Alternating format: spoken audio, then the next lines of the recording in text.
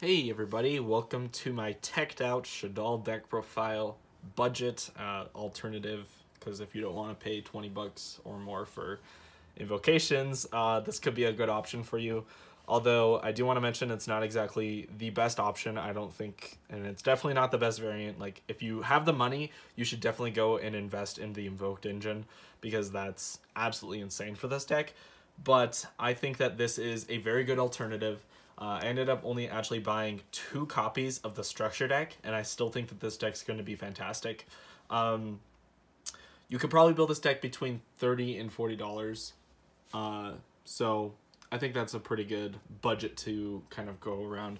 But let's just get right into it. So we're playing 2 copies of Windy. You could definitely bump this up to 3 if you buy the 3rd structure deck. I just think, you know, like for right now, 2 copies is just plenty for now. Moving on, we have 2 copies of Squamata. Squamata turns into any Shaddoll monster, so I think that this is great. You could also bump this up to 3 if you possibly want to.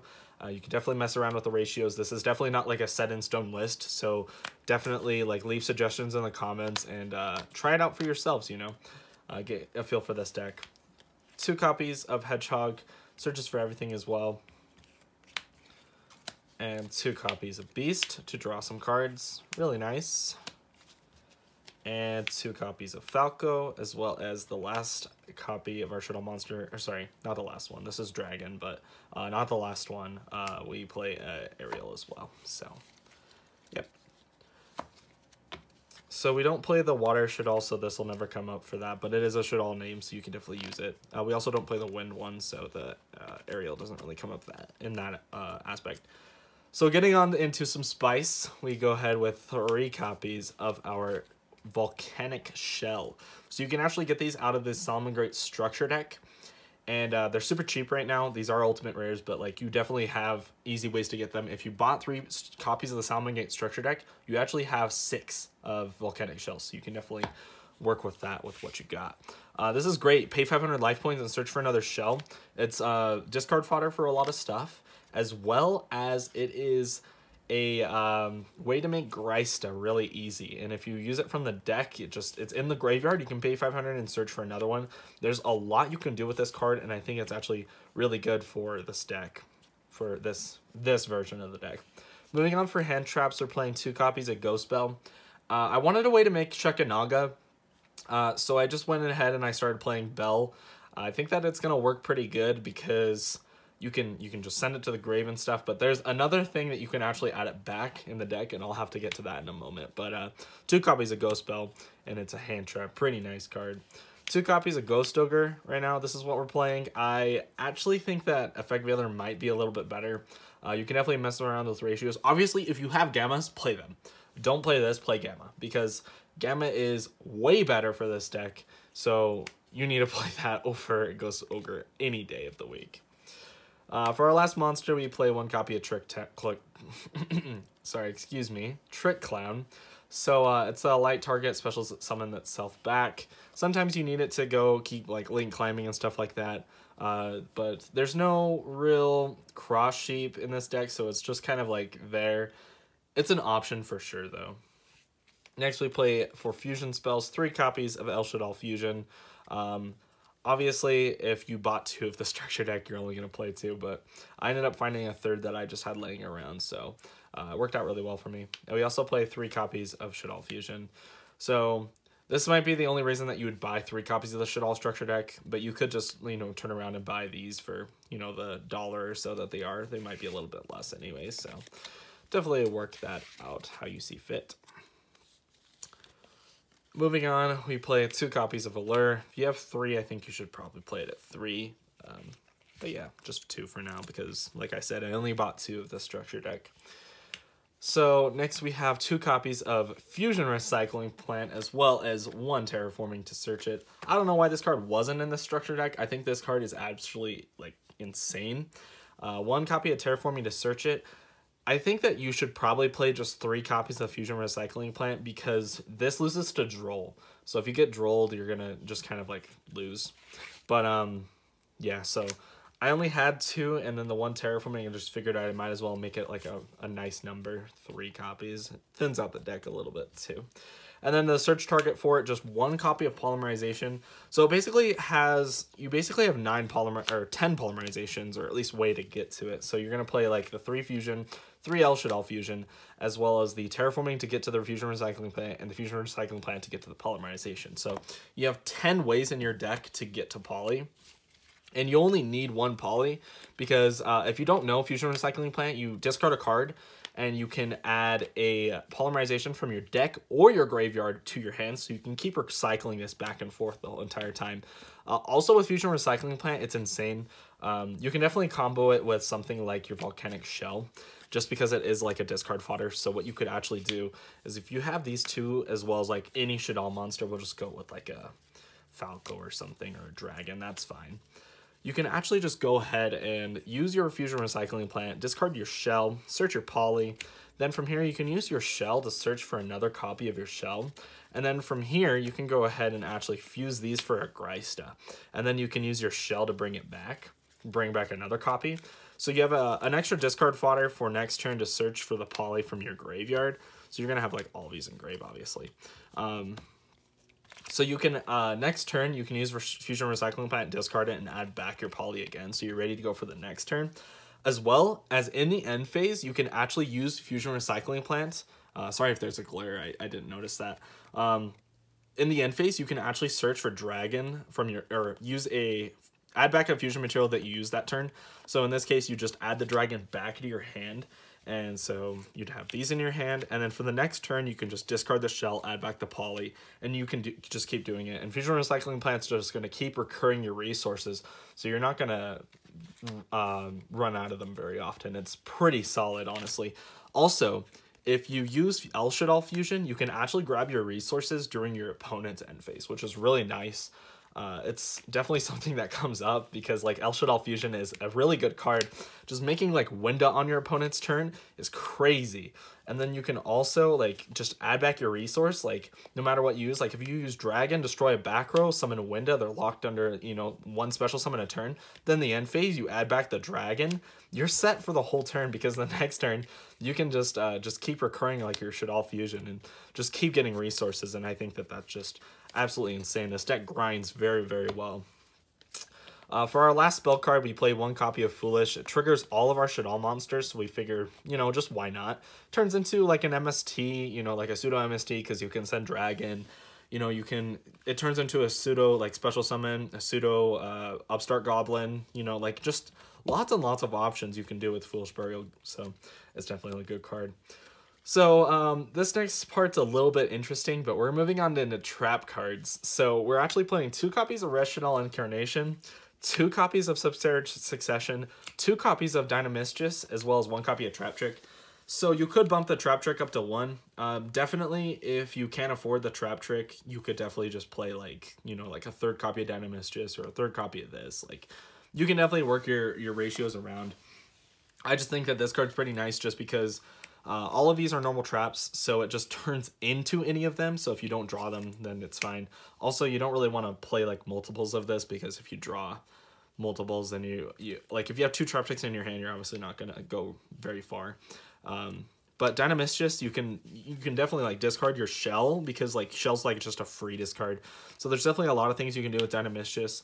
Another important thing to know is that Dynamistress does not discard for cost. So the reason that this is important is because this actually triggers all of your Shaddoll monsters. If it was cost, you actually wouldn't be able to use their effects, but because it is cost, every single one of your Shaddoll monsters will trigger.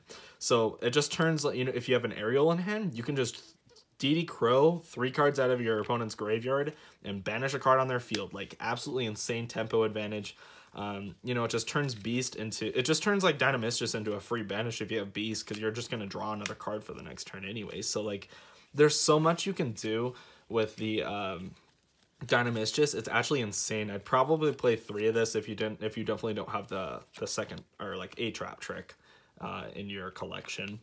Subterrage Succession's really good, and I definitely think that you could play like at least 1 copy of like DD Crow in the main deck, because you can discard a flip monster and then add a flip monster with a or add any monster, sorry, with a lower level but the same attribute. So you can definitely like search, you can discard all of your flip monsters and search for different flip monsters. Like there's a lot of things. Also, it triggers your Shaddoll monster. Same thing with Dynamistus. Like it's if you send like Squamata, you're going to go ahead and then like search for something else. Like you can search like for a Falco, or you could even search for like DD Crow in this case, and that would be pretty nice. I mean, you could just play one copy of DD Crow and get away with it just fine.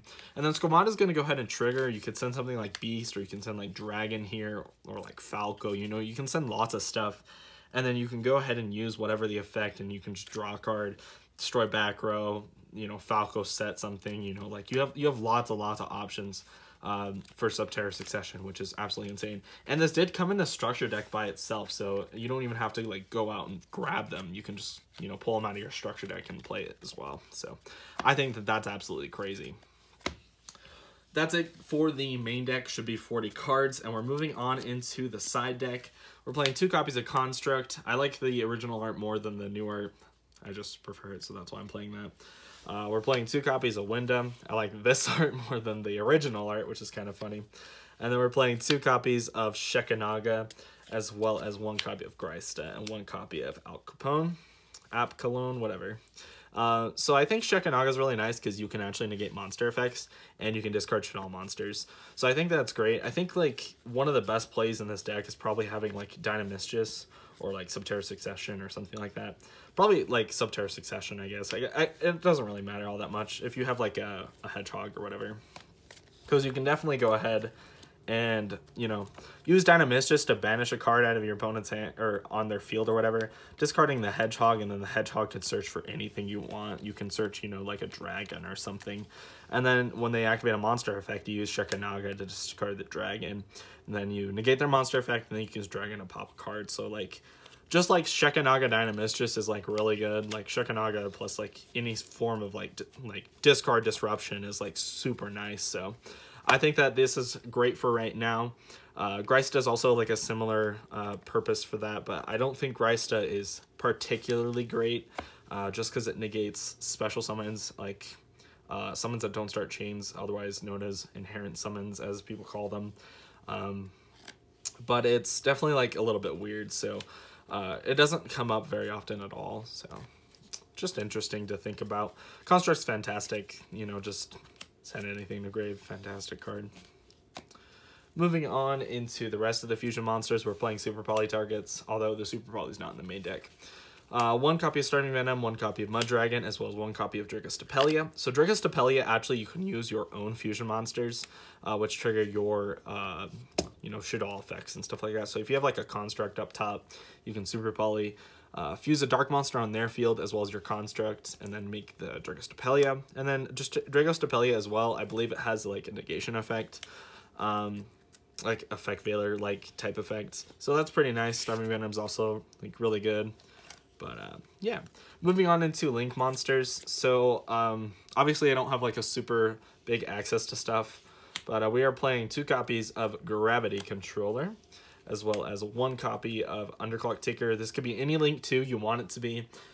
I just think Underclock Taker is fine in this case, because if you make Gravity Controller, then you can make an Underclock Taker, and then you still have an arrow. You can also make the Gravity or the Underclock Taker up top when you have an arrow. So like, there's a lot of ways that you can really like work around your arrows. Although obviously, if you're playing the Gamut package, this should be Cyframe Lambda, 100%, no questions about that. Or it could just be Cloth Sheep. I guess that's another option. 1 construct, the Shaddoll construct, the Link monster. This never comes up. I've never summoned this, although I could see how it would come up. So I think that it is like decent at 1. Definitely like test it out and stuff like that. But if you guys don't have enough of a reason to play it, cut it, play something better. So we're going to move on into the side deck. So we're going to go ahead and start with 2 copies of Unending Nightmare. So this could be DD Crows right here. So these are not in the actual list right now, but they could definitely be the DD Crows because you could search them with the Subterra Succession. So I think that that is at least a decent option worth considering. You just have to take in what metagame you're going to be playing against and decide from there. The Unending Nightmare is fantastic against stuff like any sort of like field spell deck. Like if you take example like True Draco, right? They're gonna activate Diagram. You can Unending Nightmare it. You could also Unending Nightmare all of their sort of floodgates that they flip. Unending Nightmare pop, you know, and it is once per chain. So once your chain resolves, you just activate it again and pop a different floodgate. So you can just get rid of everything, every single floodgate that they flip on you during their turn or your turn or whichever. Doesn't matter because it is once per chain. So you just pop a card, then after the chain resolves, pop another card, and just keep going forever and ever. So Unending Nightmare is really, really solid for right now. That's what I'm going to be playing. Although the DD Crow is definitely a fantastic option against, you know, just any sort of deck that likes the graveyard. Maybe not against like specifically Shaddolls though, just because it is a little weird. But you could definitely like, you know, against the hero player, you can like Dynamis just banish their. I really like hitting like increase when they tribute his cost, like the tribute to heroes cost, and then you can Dynamis banish the increase, and then you can search DD Crow. Or you know, something like that off of like Subterra Succession, and then hit like Mali out of the graveyard. So I think that that's really nice, and DD Crow is definitely worth considering. We next play 3 copies of Dimensional Barrier. If you play against Pendulum decks, obviously this card's going to be pretty solid. If you play against the Mirror, you can call Fusion, and then they can't Fusion summon. And if you play against Hero, you can call Fusions as well. There's a lot of Fusion decks running around right now, so like definitely this is at least worth like considering. So I definitely would highly suggest that. Moving on, we play 3 copies of Vanity's Fiend. So this deck does not really use its normal summon, which is very interesting and pretty helpful for us, because if we use any of our fusion spells and summon a monster, then we can tribute it and search for, or special the Vanity's Fiend. And then it's just really solid. Like if you draw, you know, just any way to get to like, you know, 2 Shaddolls and a fusion spell, it doesn't even matter. Like it could just be Poly even. You can definitely like make like a Wenda or something like that. And then they can't summon like special summon at all, so it's just like a better Wenda. Although like Wenda is good on its own, so maybe this should be Majesty's Fiend. You could definitely like experiment with Majesty's Fiend a little bit more. I still think that this is just fantastic, but you could definitely try something else. I don't think this is like the perfect card that will win you every game. So definitely take into consideration that. You could also side in more hand traps, or these could even be the DD Crows if you wanted them to be. Next up, we play 3 copies of Super Polymerization.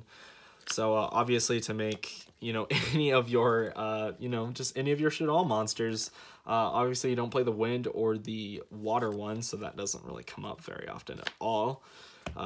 But, you know, decks aren't really playing wind and water monsters anyway, so I think the Super Poly is going to be fantastic in the side deck. You could also main deck it if you'd like, but I don't really have a specific reason to do that.